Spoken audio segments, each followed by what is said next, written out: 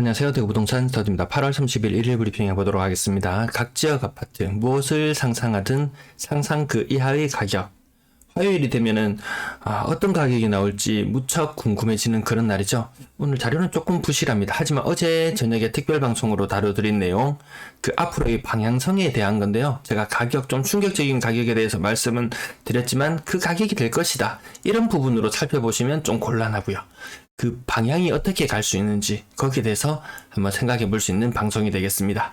오늘 방송이 조금 짧으면 그 내용 한번 봐주시면 괜찮을 것 같습니다. 힐스테이트 칠성 더 오페라 You Still My Number One 함께 보시겠습니다.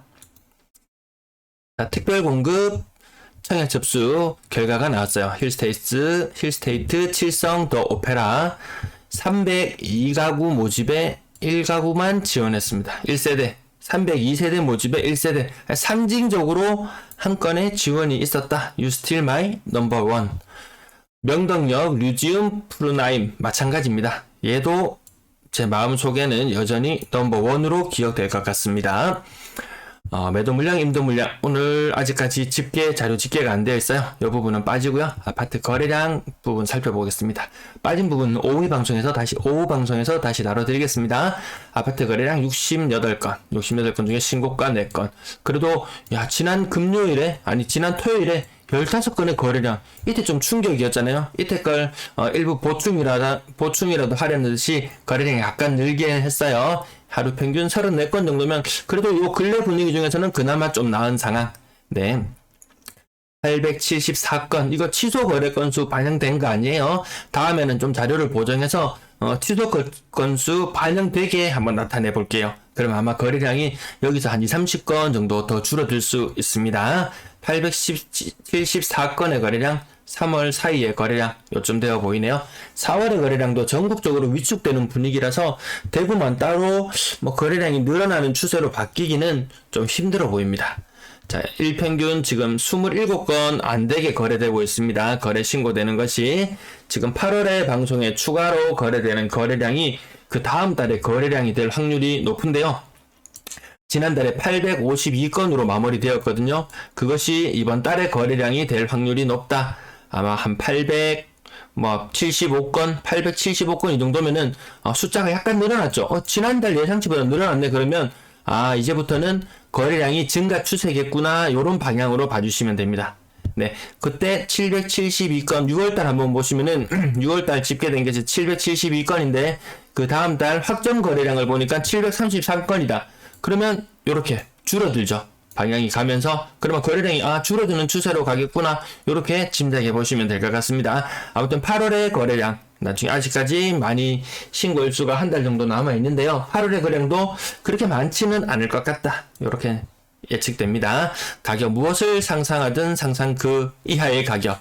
동대구 엘리넷들 최고가 5억 3,370까지 갔던 것이 4억 8천으로 대략 10% 정도 하락했고요. 동대구 반도 유보라 6억 5천까지 갔던 것이 4억 2천. 중개거래요. 4억 2천. 이거 몇 퍼센트인가요? 63, 18? 여기 30% 이상 하락이죠, 이거. 동대구역. 무척이나 많이 들었잖아요, 동대구역. 연경 아이파크 이 와중에 신고가가 나왔어요. 104제곱미터. 네, 84제곱미터의 가격들은 좀 힘을 못 쓰는 모양새였는데 104제곱미터는 큰 힘을 발휘했습니다. 10% 이상 상승하는 모습 보여줬고요.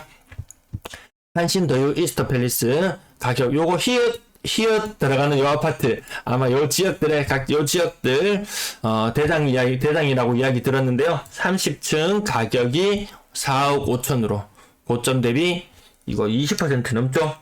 20% 이상 하락하는 모습. 한신더유 웨스턴 팰리스 마찬가지 아파트 요 가격은 26층의 가격은 4억 3천. 요거 타입별로 조금 모양의 차이는 좀 있습니다. 4억 3천까지 20% 정도. 복현 푸르지오 가격대가 4억 초반대로 이렇게 막 내려오는 모습, 4억 중간 4억 초반대로 내려오는 모습들 보여집니다. 복현 푸르지오 20% 정도 하락하는 모습. 이 편한 세상 대구 금호 3억 8,500까지 갔던 것이 3억이 깨지고 2억 9천. 이거 아마 아주 오래전의 가격일 거예요. 2억 9천이면은 이것도 20% 이상, 20% 이상 하락하는 모습 보여줬고요. 삼성 브리티시 용산 6억 7,500까지 갔던 것이 4억 7,300. 오, 바로 무너졌어요. 바로 생략됐습니다. 몇 퍼센트인가요? 6, 3, 6, 2, 12. 야, 25%? 네, 우방 드림시티 5억 7,550까지 갔던 것이 3억 7천으로 거의 30% 이상 하락한 건가요? 이 가격들을 보시면은 이 지역 인근에 분양되었던 많은 아파트들이 상승하는, 분양권이 상승하는 그 틈을 이용해서 가격이 많이 올라갔었잖아요.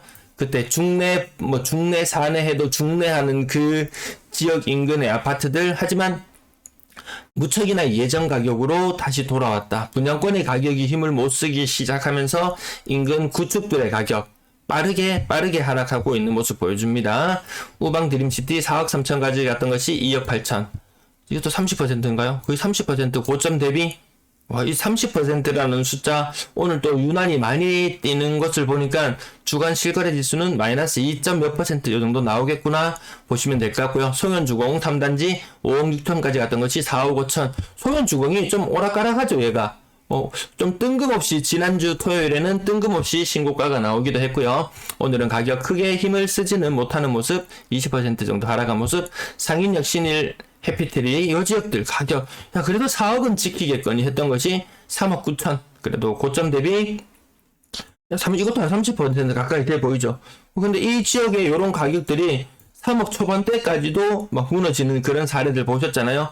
이제 4억은 만 지켜도 다행이다, 이런 느낌입니다. 삼성 그린코아 에듀파크 4억 5,800.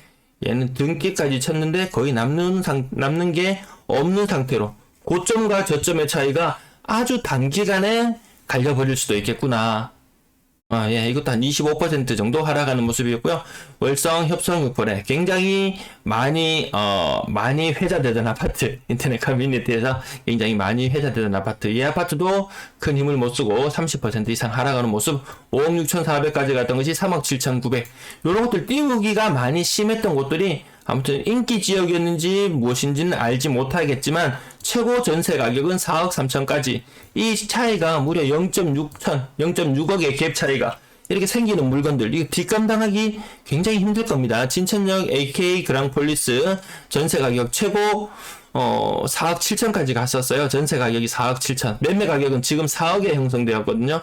지난번에 4억도 깨진 거래도 있었죠. 여기도 30% 이상 6318 4억 7천. 이거 7천만원 집주인이 7천만원을 매수자한테 주고 이 집을 가져가라고 얘기해야 되는 그런 물건이죠. 이런 것도 역전세, 어제 그 우려사항에 대해서도 조금 이야기를 해본 적이 있었습니다. 장기 초록나라도 거의 30% 가까운 하락 4억 4천까지 갔던 것이 3억 2,300. 과거에 이거 진짜 2억 이하의 아파트에서나 이 역전세 존재했던 것들이 지금 3억, 4억, 5억 가는 아파트에까지도 역전세가 생길 수 있다는 것은 과거와는 정말 파급력이 다른 그런 엄청난 태풍이 몰려온다, 이런 느낌으로 보면 될 것 같습니다. 계룡 리슈빌 5억 9,500까지 갔던 것이 4억으로 30% 정도 하락하는 모습. 죽곡 삼성 그린코어 더 베스트 5억까지 갔던 것이 3억 5,500까지 30% 정도. 죽곡 삼성 그린코어 더 베스트 마찬가지로 30% 정도 하락하는 모습. 죽곡 한신 휴 플러스 죽곡 지역 아파트들도 그 달서구 중에서는 죽곡은 안전해, 이 강창교 건너서는 끄떡없어, 뭐 이렇게 이야기를 하시는 분도 계셨는데 전반적인 대구의 하락세 선도해가는 것을 뒤따라간다.